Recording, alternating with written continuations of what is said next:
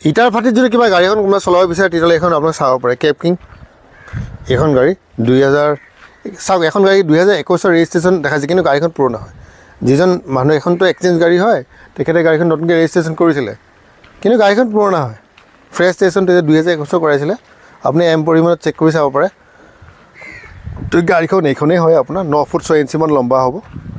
1,60,000 টকা মাত্ৰ দাম ধুনীয়া গাড়ী বেয়া নহয় গাড়ীখন চাব পাৰে 1,60,000ত এইখন গাড়ী আপোনালোকৰ চাৰিওফালৰ পৰা মই দেখাই আছোঁ যি আছে আপোনালোকৰ সন্মুখত এতিয়া মানুহে ইয়াতো বাৰ্গেনিং কৰিব দাদা গাড়ীখন মোকতো ফ্ৰীত লাগে দাদা এখন গাড়ীৰ দামটো 10,000 টকা হ'ব লাগে দাদা